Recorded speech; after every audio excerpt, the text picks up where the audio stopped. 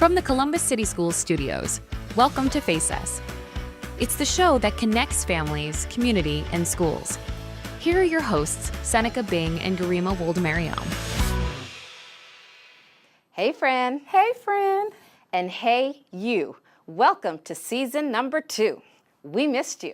We did. This season we are digging in to discover we can dream big for our kids and achieve more for our community. Today we are talking literacy with Executive Director of Teaching and Learning, Kelly Rivers, and how CCS is planning to teach the science of reading. Then we will sit down with Superintendent and CEO Dr. Angela Chapman and Chief of Strategy and Performance Russ Brown to vision cast how we use data and share our data from this year's state report card. But first, let's see what's happening in Columbus City Schools. Greetings and welcome to this week's highlights from across the district. October is National Principals Month, a time to celebrate the outstanding leaders who guide our schools with vision, dedication, and compassion. Our principals are not only administrators, they are mentors, advocates, and champions for every student's success. Join us in recognizing their hard work and commitment to creating positive learning environments that inspire our students to dream big and achieve more each and every day. Let's take this opportunity to express our gratitude for their leadership and support. October is a busy month in our district. In addition to National Principal Month, we are excited to celebrate Latinx Heritage Month. This vibrant celebration reflects our Latinx community's rich histories, cultures, and contributions. Columbus City Schools will host various educational events and activities throughout the month to promote understanding and appreciation. We invite all students, staff, and families to participate in these enriching experiences as we continue our commitment to equity and inclusion. Let's unite to honor the diverse backgrounds and stories that enrich our district.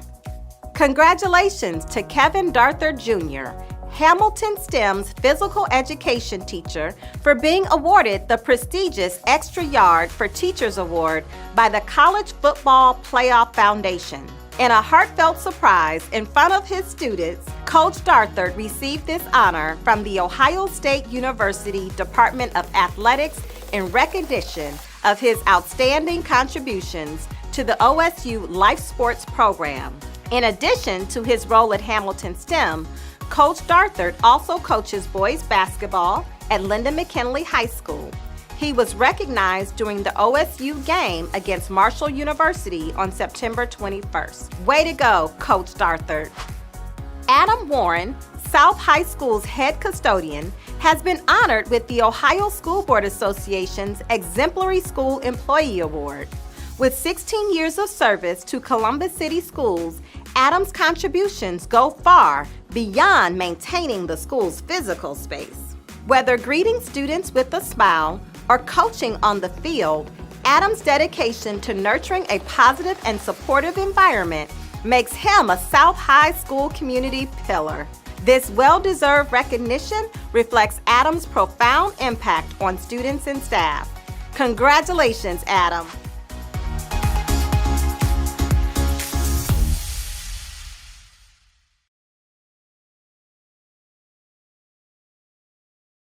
All right, so we are here at the amazing Parkmoor Elementary School. This is a kid's paradise. I will tell you, it is fantastic. And I am joined by the incomparable, amazing Executive Director of Teaching and Learning, Ms. Kelly Rivers. Thank you for being here. Thank you for having me here. Thank you. Yes.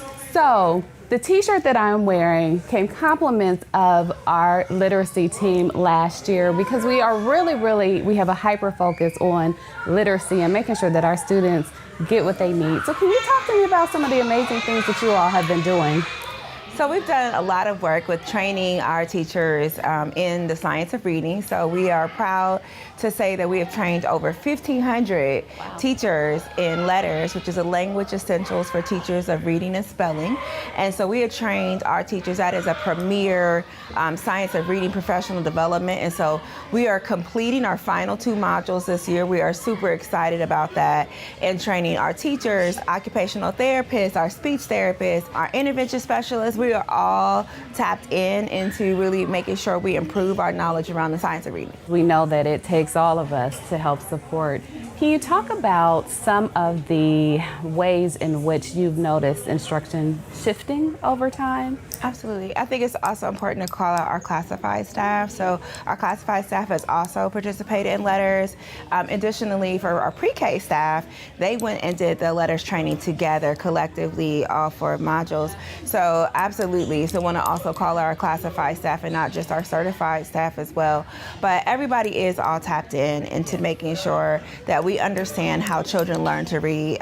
We don't have to guess. We don't have to speculate. There is research out there. There is science out there, and so we are able to tap into that and make sure that all of us are invested in that. But it absolutely does take a village. Teaching reading is difficult. It is rocket science, and so it's going to take all of us invested in doing this together.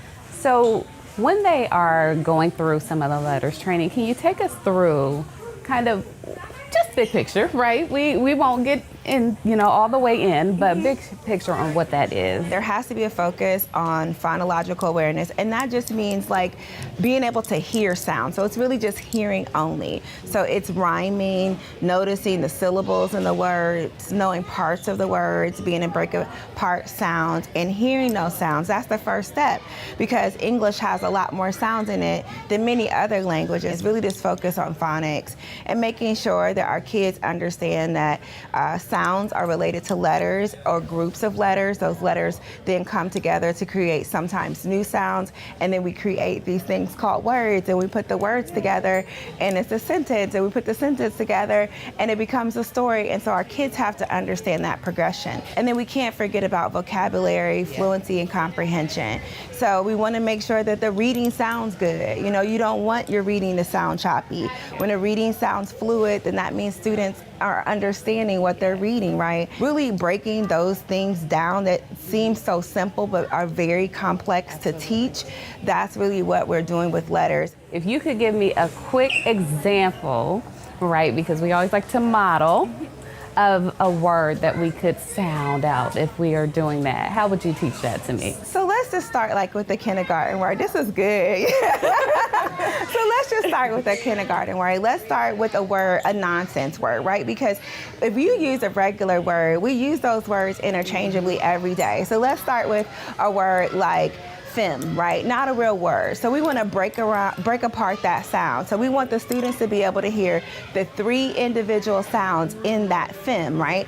F, M. We want our students to hear those individual sounds, but then we want the students to blend those sounds together, because that is what makes up a word or a word part. So like when we're doing those nonsense words, that's the key to those longer words that our kids have to figure out, and that's why we want them to understand how to break apart those sounds, how to be able to dissect them to build bigger words. I need to go back, because film, I wouldn't have thought there were 3 parts, but M, right? Yes. So thank you for that. Absolutely. So as we kind of wrap up this portion, what is something that you would, a piece of advice or a way that if I am a family member, if I am a community member and I work with our little biddies all the way up, how would I be able to support what Columbus City Schools is doing with literacy?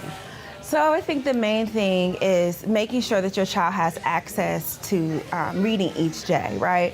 A space in your home, right, that you dedicate for homework. It doesn't have to be, you may not have an entire space that is unusable and is only for homework, but maybe it's a homework time and you use it at the kitchen table and your child knows at 4 from 4:30, this is what we do at this time in this space. So having a routine in place is certainly helpful. Making sure sure the students are reading 20 minutes a day. I can't say enough about that. So the vocabulary that we might use interchangeably, our conversation, differs a lot from the academic vocabulary that students see on exams, also see as they move into career and college and beyond, right? So there's way more vocabulary that's used beyond what we use conversationally.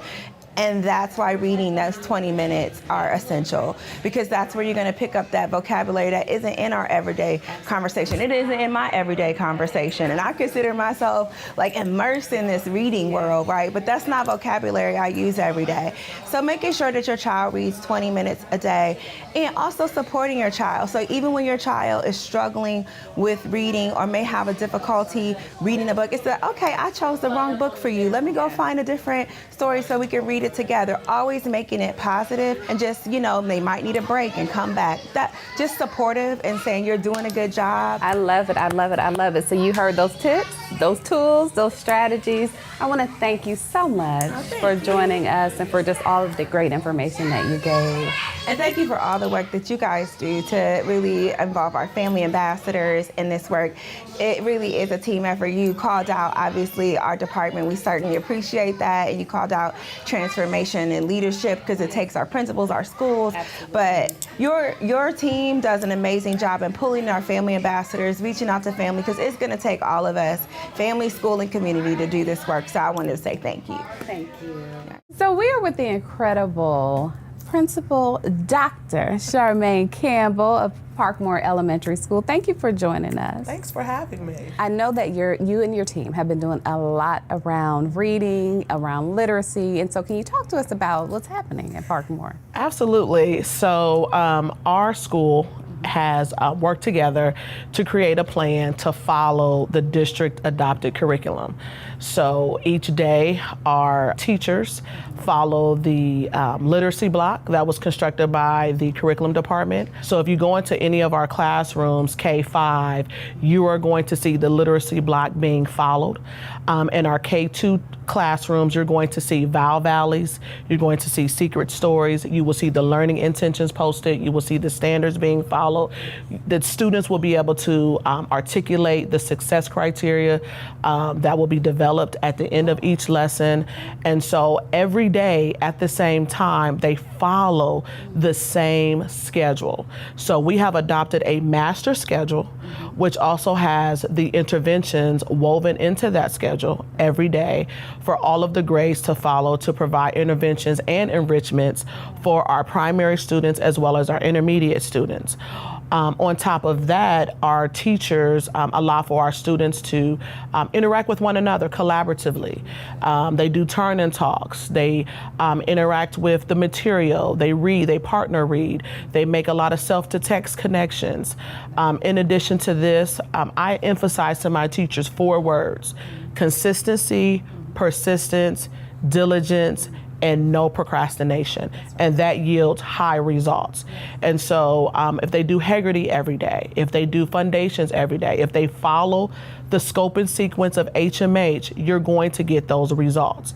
And so if the district has goals and guardrails for us to follow, that's what we do.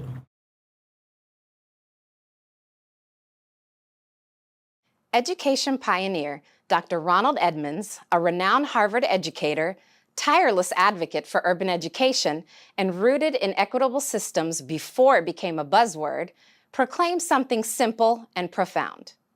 All children can learn if we lean into specific areas to affect student achievement. We can, whenever and wherever we choose, successfully teach all children whose schooling is of interest to us. We already know more than we need in order to do this. Whether we do it must finally depend on how we feel about the fact that we haven't so far. Not only is this a statement from Dr. Edmonds, it has been a call to action from our superintendent, Dr. Angela Chapman, challenging thousands of educators and staff from around the district to be unyielding in our focus on student achievement.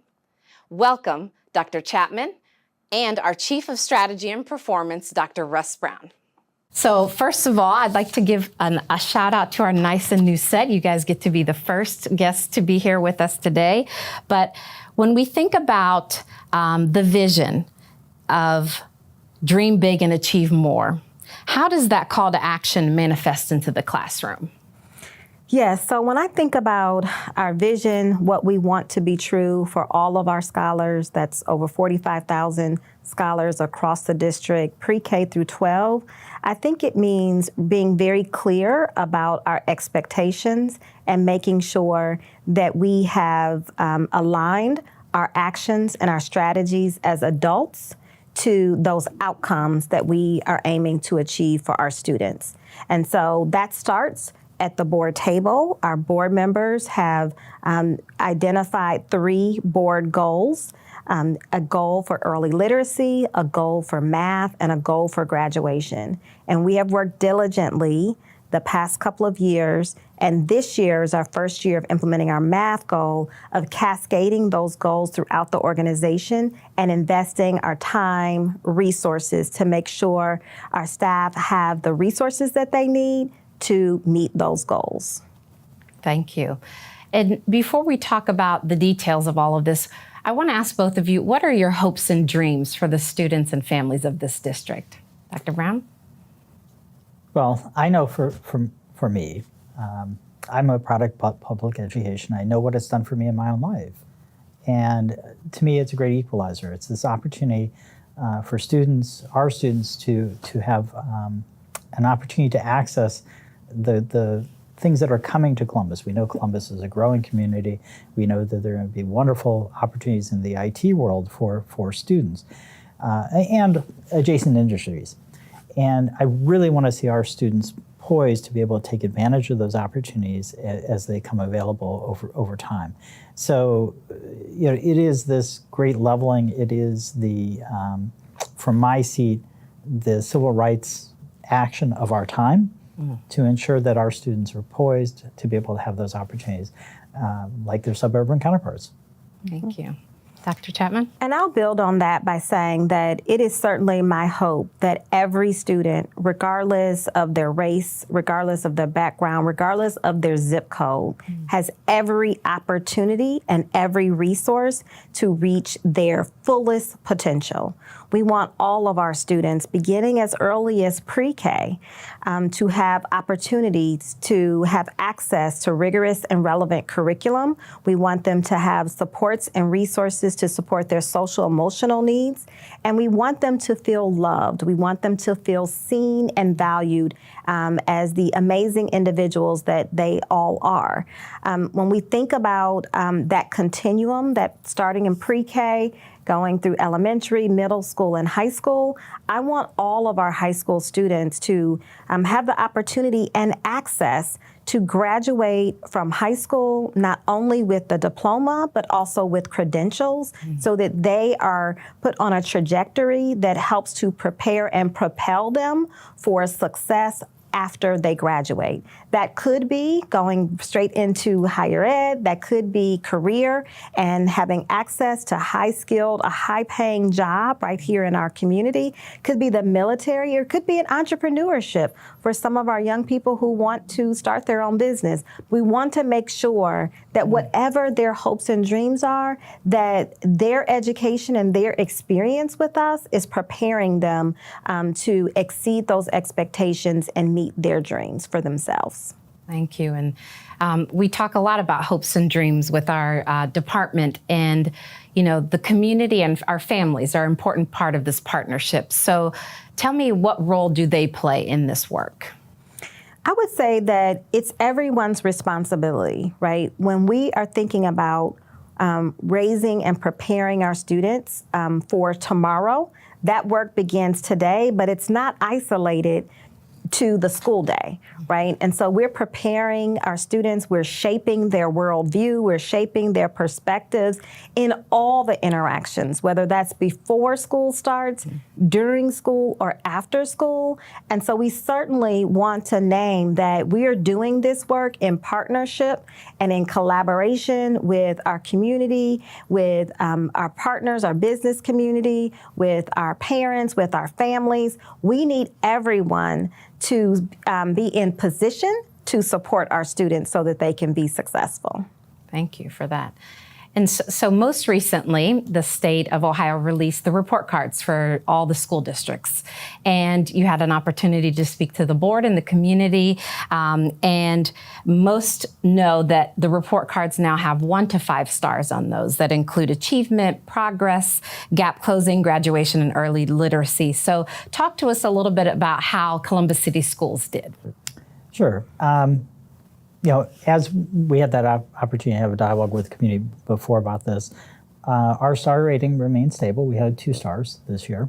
But we know that the star ratings only tell part of the story, that the movement of the things that build up to create the stars is really where the story's at. And I think it aligns very well to the work that the board has put before us in terms of the board goals around early literacy and graduation, where we saw a lot of movement behind the scenes on that. We spent some time talking about that in the board meeting.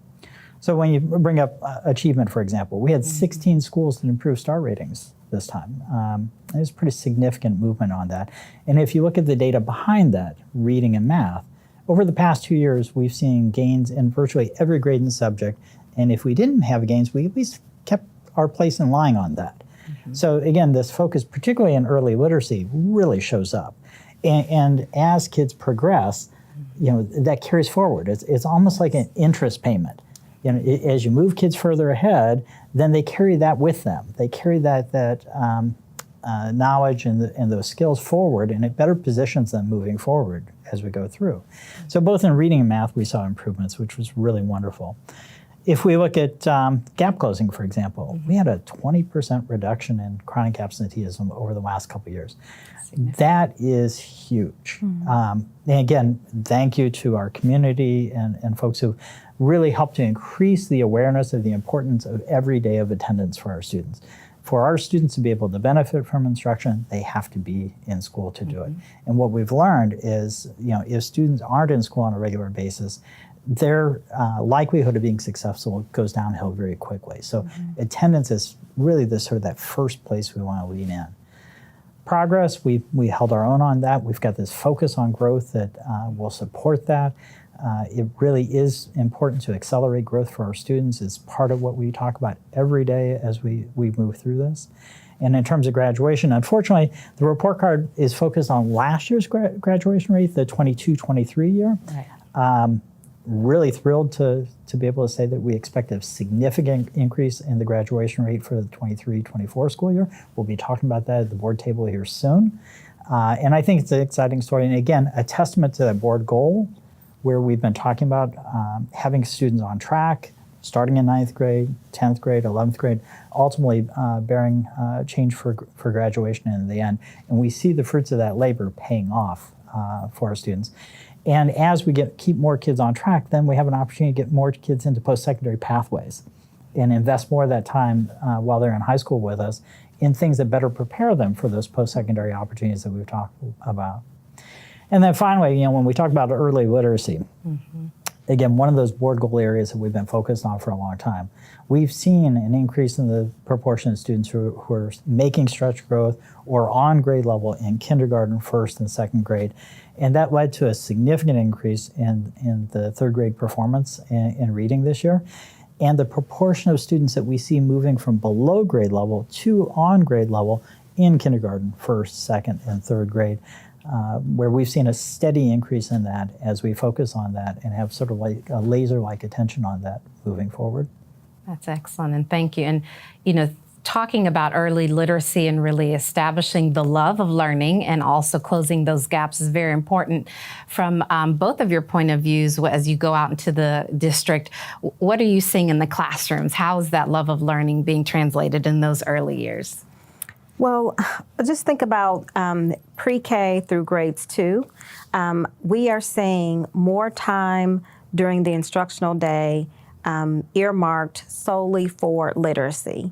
And so I would say that structured literacy, where there's time to focus on foundations or the foundational skills that students need, there's high quality resources that are being used by educators to make sure that students are unlocking the code to reading and they are learning those foundational skills that they need to be successful so they can apply them in later grades.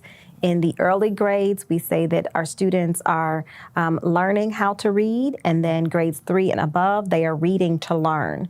It's very, very important that our students have the foundational skills in literacy in order to be able to make those connections. And so as a district, we have made significant investments over the last few years, investing and aligning our practices to the science of reading, and that means we've been investing in our people. We have been making sure that our educators have the skills that they need to teach reading. And again, it is aligned to the science of reading, is aligned to how the brain processes letters and sounds. And so we believe that this is a significant investment that is going to truly be a game changer that is helping our students unlock the code to reading. We're gonna have stronger readers, which creates stronger leaders, and they have a stronger foundation in the early grades, so they're gonna be able to perform stronger in the upper grades. So it's truly a systemic, district-wide investment that we can see in our classrooms across the district. Lots of great intentionality that you spoke about. So let's focus on that third grade, right? We often hear that third grade is that important year and marks a lot of, shows student success moving forward. Why is that? Well, as the superintendent just mentioned, it is that transition point from learning to read to reading to learn. If I haven't made that transition, if I haven't acquired sufficient reading skills so that I can use reading as a means to access other knowledge to inform my education, I'm behind at that point. And so those advancements in early literacy, kindergarten through 3, are incredibly important to position students to be closer to that over time, and we're really moving the needle there. You know, speaking of investments, the investment this year to expand the number of pre-K classrooms in our system, incredibly important. We know that in our system that many students, as they enter kindergarten, are behind. So there's only so much that can happen between kindergarten and third grade. So having that additional opportunity of another year to work with our students is a game changer for our community. Early literacy, it is the first sort of stepping stone for students in their success in the rest of their education. And having that additional time that is afforded through pre-K is just incredibly important. Thank you for that. So a couple of groups that I want to talk about are students that learn differently, right? Our diverse learners, special education for most folks, and then our English language learners. I know that the district has done a really great job of prioritizing the diversity in this district and putting both our intentionality and dollars there. So can you talk to us about how we focused on special education and the work and effort that has gone into that? I would say that another strategy that we have prioritized these last couple of years is focusing on our MTSS system, our multi-tiered systems of support. And when we think about MTSS, we are making sure that there's high quality core instruction for all students. And then we think about what additional layers of support are needed for students regardless of their learning needs, right? So that would be a tier 2 intervention. What additional supports? Maybe it's math support, maybe it's reading support, maybe it's language support. And then another tier would be, third tier would be more specialized programming for students who are learning another language, students who have maybe an IEP or 504 plan. And so as we think about those tiers of support, we want to make sure that there's universal support for all students.